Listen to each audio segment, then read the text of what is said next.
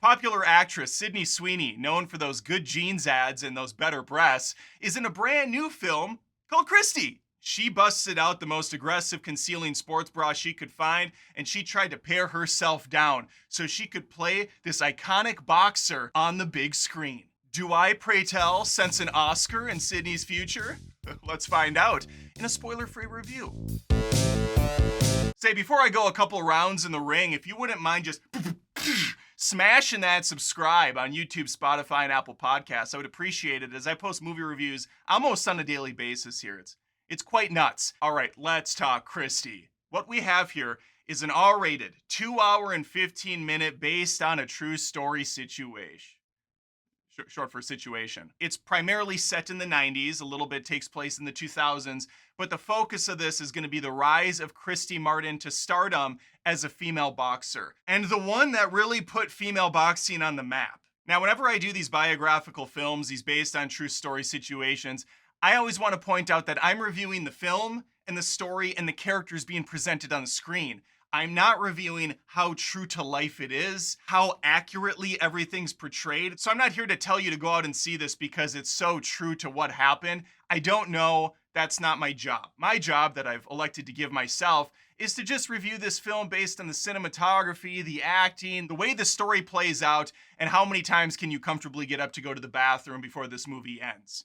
Because 2 hours and 15 minutes for what essentially feels like a lifetime movie can be a lifetime. I want to make it Billy crystal clear right out of the gates. For me, this film worked. It wasn't amazing, wasn't terrible. I thought it was a good watch that definitely is too long. 2 hours and 15 minutes. What are we doing anymore? Pare this shit back to like an hour 45 tops. Because there are sections of this film that are perplexing, that don't really elevate the story or the character or really go anywhere at all. Here's a great example. Around the middle mark of the film, we're gonna focus a good 20 minutes, dedicated time, to Christy building up to fight Muhammad Ali's daughter in the big ring at this big event. You would think this would go somewhere or something major would happen to justify this amount of time being taken. No! It's just kind of there, I guess, as fan service to the 7 people that watch female boxing on the daily. I really don't know what the point of it was. And there are a few instances like that throughout, where a character's introduced, it goes down that route for a while, and then there doesn't seem to be a lot of closure, if any at all. As for Sweeney bringing home an Oscar, I don't know if that's in the cards, but I do think she's a good actress, and she gets way more shit than she deserves. She puts in the work here, she grows as a boxer over the course of the film, and I would imagine in real life training for this role. I saw her as this Christy person, not just as Sydney Sweeney acting, and so that says a lot about the performance. And as I was watching Sydney Sweeney moving around the ring, throwing some punches here and there, I couldn't help but think to myself, yeah, you know what we have here? We have ourselves a strong female lead. And for a boxing film, quite frankly, it's about time. I mean, granted, we had $1 Million Baby, but that one didn't end up the best for the boxer. Great film regardless, and I'm not gonna lie to you, I have total PTSD anytime I see a bar stool get pulled out into the corner of a ring. If you haven't seen $1 Million Baby, holy shit, that is a downer of a film. But let's get back to this. Then there's Ben Foster as Jim / her manager / her husband. He is an interesting cat in this movie.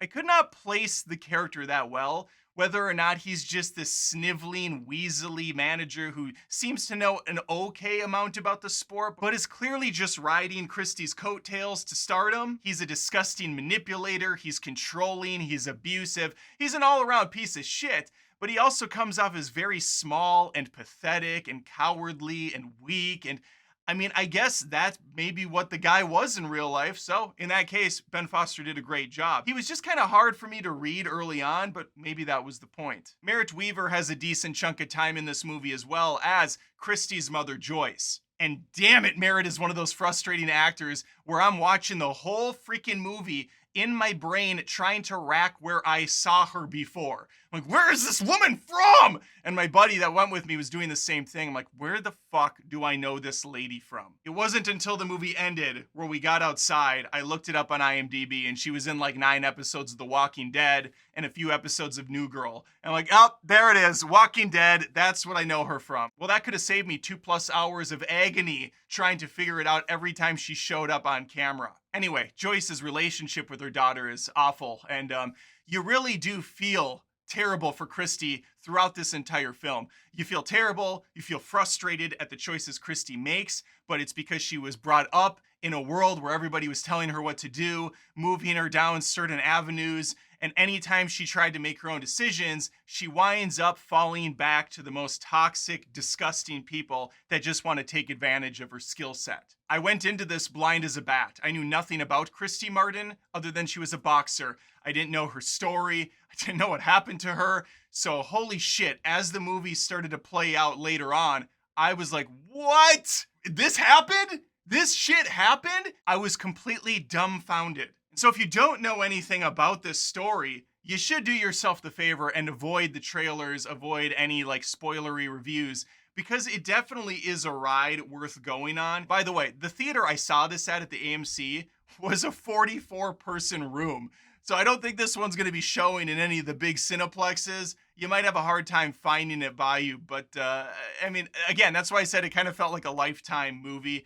There's nothing real grand in the film. From a film standpoint, it looks like a movie. It doesn't look like some digital garbage they shoot out on Netflix every week now and pretend it's some amazing thing. No, this feels like an actual motion picture. But on the same token, there's nothing here that's visually standing out as unique. It's just competently executed. Even though it goes way longer than it should, I was never bored during the movie. It never did anything insulting. It just kind of, meanders a little bit here and there. But because this character is so likable, and because you want her to succeed, and you want her to overcome her obstacles, even though she is crass, even though she can be very vulgar and put others down for her benefit just to kind of like read the room and get that attention on her, there's going to be growth, there's going to be lessons learned, and I think it makes for a very compelling story. One that just maybe has a hard time finding where to edit. There is another issue I had early on. There's a scene in the diner. Jim sits down, orders a meal, and they have this back and forth exchange that lasts no more than like a minute. And it ends on a note where Jim says something leading into more conversation, but the scene ends. And I said to my buddy, yeah, there was definitely more to that on the cutting room floor. The movie was already getting too long. You're like, we'll stop it here. Nothing of substance was lost. And I think when watching the movie, you can point out a few moments like that where they just couldn't decide what should be cut and what should be kept. So you have a little bit of an uneven final product, but it's still a final product worth your time. All right, there you have it. My thoughts on Christy. Not going to set the world ablaze. I do think it was better than Dwayne Johnson's film from a month or so back. And that's entirely because this one has a proper beginning, middle, and end to it. Whereas his film, The Smashing Machine, really just kind of stuck in the middle for the whole flick. And I didn't outright hate that one either. But this is a better time, I think. So definitely give it a shot. I don't think you'll be disappointed. And if you already saw it, please let me know in the comments below. All right, that's all I got for you. Thanks for watching the video. Hope to see you next time. Take care.